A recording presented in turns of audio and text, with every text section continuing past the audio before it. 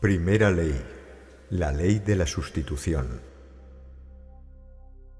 Una de las grandes leyes mentales es la ley de la sustitución.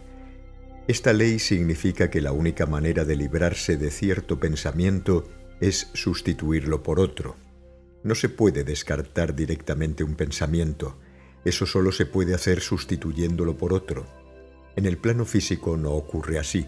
Se puede dejar caer un libro o una piedra abriendo sencillamente la mano y soltando el objeto, pero en el pensamiento negativo, la única forma de conseguirlo consiste en pensar en algo positivo y constructivo. Es como si, digamos, para dejar caer un lápiz fuera necesario poner una pluma, un libro o una piedra en su mano cuando el lápiz caiga. Si yo le digo que no piense en la Estatua de la Libertad, usted por supuesto piensa inmediatamente en ella. Si usted dice no voy a pensar en la Estatua de la Libertad, está pensando en ella. Pero tras pensar en la estatua, si usted se interesa por otra cosa, digamos que enciende la radio, se olvida de la Estatua de la Libertad. Ese es el caso de una sustitución.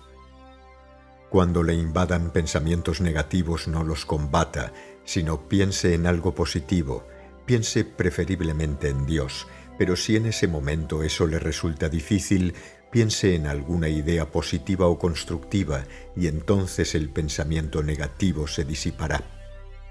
A veces sucede que pensamientos negativos parecen asediarlo con tanta fuerza que no puede superarlos.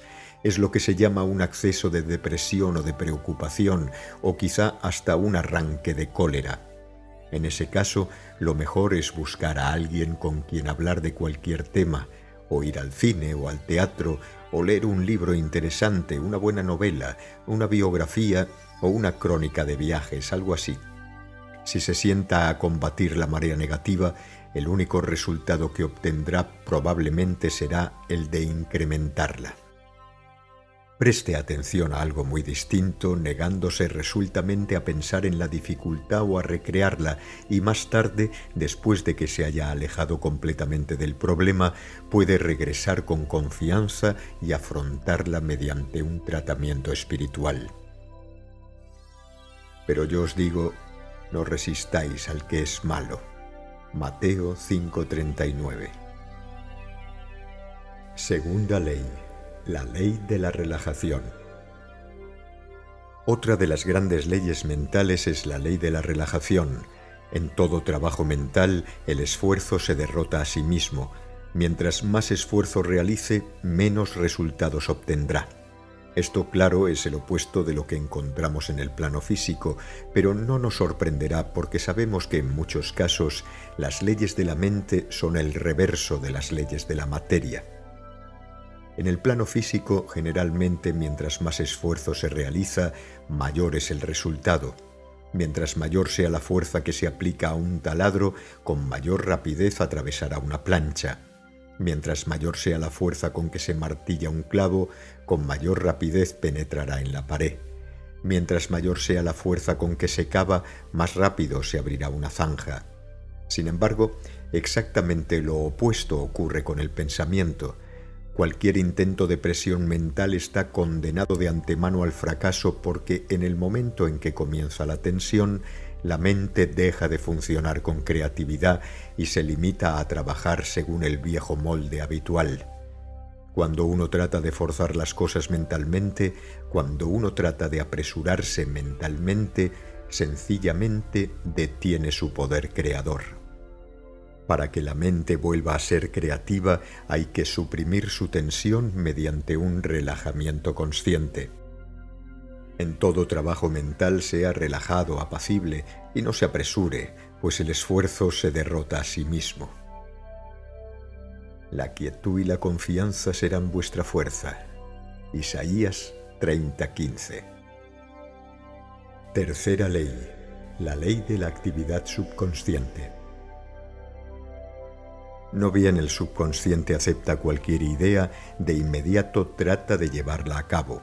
Utiliza todos sus recursos, los cuales son mucho mayores de lo que se suele suponer para ese fin. Utiliza todo ápice de conocimiento que uno haya acumulado, la mayor parte del cual se ha olvidado por completo, para conseguir su propósito. Moviliza los numerosos poderes mentales que uno posee, la mayoría de los cuales uno nunca emplea conscientemente. Aprovecha la energía ilimitada de la mente. Alinea todas las leyes de la naturaleza a medida que operan tanto dentro como fuera de usted para obtener lo que persigue. A veces consigue inmediatamente su objetivo, a veces le toma un poco más de tiempo y otras veces mucho tiempo, dependiendo de las dificultades que hay que superar. Pero si el objetivo no es completamente imposible, el subconsciente lo logrará una vez que acepte la idea. La ley se cumple tanto con las ideas buenas como con las ideas malas. Esta ley, cuando se utiliza negativamente, provoca enfermedades, problemas y fracasos. Cuando se utiliza positivamente, genera salud, libertad y éxito. La Biblia no dice que la armonía es inevitable, no importa lo que hagamos, eso es una simpleza. Enseña que la armonía es inevitable cuando nuestros pensamientos son positivos, constructivos y generosos. De esto se desprende que lo único que hay que hacer es conseguir que el subconsciente acepte la idea que queremos reproducir, y las leyes de la naturaleza harán el resto. Producirán un cuerpo sano, las circunstancias armoniosas, la carrera exitosa. Nosotros damos las órdenes y el subconsciente hace el trabajo. Cuarta ley, la ley de la práctica. La práctica conduce a la perfección. Este familiar proverbio encierra una de las grandes leyes de la naturaleza humana, la cual, como es una ley, nunca, bajo ninguna circunstancia, se viola. Para ser hábil en cualquier campo es preciso practicar. Sencillamente no hay logro sin práctica, y mientras más se practique, siempre que se haga inteligentemente, mayor será la pericia y más pronto se obtendrá. Eso se cumple en el estudio de la música, de un idioma, cuando se aprende a nadar, a patinar, a esquiar o a volar. Se cumple en todo aspecto imaginable de la actividad humana. La práctica es el precio de la pericia. En la vida comercial y en cualquier clase de administración o dirección, la experiencia es la forma que adquiere la práctica. Una vez más, es la práctica la que conduce a la perfección. De ahí que si otros aspectos son iguales, se suele escoger a una persona mayor para puestos de responsabilidad y no a una persona más joven. En la metafísica, los efectos de esta ley son particularmente impresionantes. El control del pensamiento es por completo cuestión de práctica inteligente, y la verdadera religión puede muy bien resumirse como la práctica de la presencia de Dios. Pero observen que he dicho una práctica inteligente. Forzar algo con violencia no es práctica inteligente, al igual que no lo es la lentitud monótona. La práctica es el secreto del logro. Podemos parodiar a Danton y decir práctica y todavía más práctica. Poned la palabra en práctica y no os contentéis solo con oírla. Santiago 1:22. Quinta ley, los dos factores. Todo pensamiento está compuesto por dos factores, el conocimiento y el sentimiento. Un pensamiento está integrado por una porción del conocimiento con una carga de sentimiento, y es solo el sentimiento el que da poder al pensamiento. Por importante o magnífico que sea el contenido del conocimiento, si no está vinculado al sentimiento, nada pasará.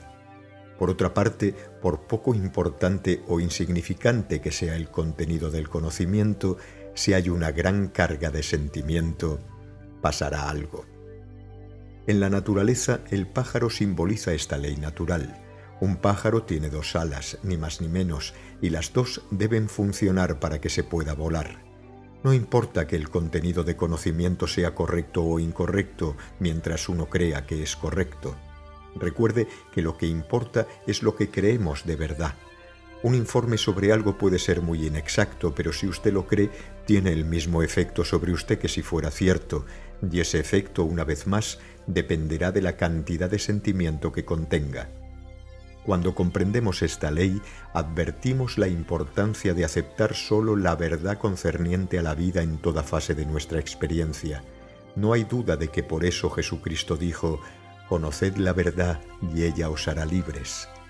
Ahora comprendemos por qué los sentimientos negativos, ya sea el miedo, la crítica, etc., son tan destructivos y por qué una sensación de paz y de buena voluntad constituye un enorme poder de curación. Sexta ley. Aquello en lo que uno piensa, crece. Aquello en lo que uno piensa, crece. Esta es una máxima oriental y resume perfectamente las mayores y más fundamentales de todas las leyes de la mente. Aquello en lo que uno piensa, crece. Aquello en lo que uno piensa, crece. Cualquier cosa a lo que usted dé acceso en su mente se magnifica en su vida. El sujeto de su pensamiento puede ser bueno o malo, la ley funciona y la condición crece. Cualquier asunto que usted mantenga fuera de su mente suele reducirse en su vida, pues lo que no se usa se atrofia. Mientras más piense en su indigestión o en su reuma, más se agravarán esos males. Mientras más piense que usted está sano, que está bien, mejor estará su organismo. Mientras más piense en las carencias, los malos tiempos, etc., peor andarán sus negocios, y mientras más piense en la prosperidad, la abundancia y el éxito, dará a su vida una proporción mayor de esos bienes. Mientras más piense en sus cuitas o en las injusticias que ha sufrido, más pruebas de ese tipo seguirá recibiendo, y mientras más piense en la buena suerte que ha tenido, más buena suerte recibirá. Esta es la ley mental básica, fundamental, que lo abarca todo. En realidad, toda enseñanza psicológica y metafísica no es mucho más que un comentario sobre esta ley. Aquello en lo que uno piensa, crece. Filipenses 4:8. Séptima ley. La ley del perdón. Es una ley mental inquebrantable que uno tiene que perdonar a otros si quiere superar las dificultades y lograr un verdadero progreso espiritual. Quizá la impotencia vital del perdón no sea obvia a primera vista, pero puede estar seguro de que no es simple coincidencia que todo gran maestro espiritual, comenzando por Jesús, haya insistido tan enérgicamente en el perdón. Debe perdonar las injurias, pero no solo de palabra o como una cuestión formal, sino sinceramente, de corazón. Así es. Usted no perdona por el bien de otra persona, sino por su propio bien. Para esa persona el perdón no significará gran cosa, a menos que fije una serie de valores a partir del perdón, pero para usted tendrá una gran significación. El resentimiento, la condena, la ira, el deseo de ver a alguien castigado son cosas que corrompen su alma, por muy astutamente que usted disimule esas emociones. Como esas cosas tienen un contenido emocional más vigoroso de lo que cualquiera sospecharía, le afianzan sus problemas, los remachan, lo encadenan a muchos otros problemas que en realidad nada tienen que ver con los agravios originales. Perdonar no significa que usted debe simpatizar con el delincuente o que quiere conocerlo, sino que usted debe desearle el bien. Usted, por supuesto, no debe convertirse en una alfombra que todo el mundo pisa. Usted, por supuesto, no debe permitir imposiciones o maltratos. Debe librar sus propias batallas y librarlas con oraciones, justicia y buena voluntad. No importa que usted pueda olvidar la injuria o no, aunque si usted deja de pensar en ella, probablemente la olvide, pero debe perdonar. La gran ley elástica. La gran ley del ser consiste en que cosechamos lo que sembramos, que según sean nuestros pensamientos y las cosas en que creemos, así será nuestra experiencia. Esa es una ley cósmica.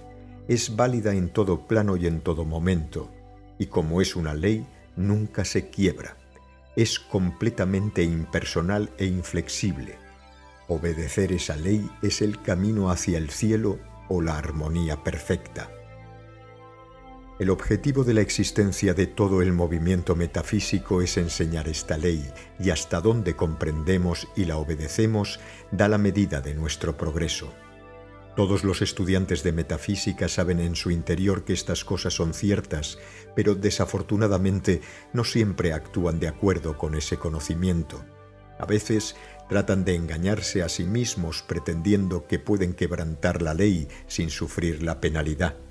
Se engañan creyendo que aunque piensen, hablen o incluso actúen incorrectamente, no importa, porque no tendrán en cuenta la ocasión en que cometieron el error. ¿Hay algo más tonto o más pueril? Han creado para sí una gran ley elástica que pueden plegar o doblar en cualquier dirección y no ven que eso no puede ser más que una ilusión de su propia mente.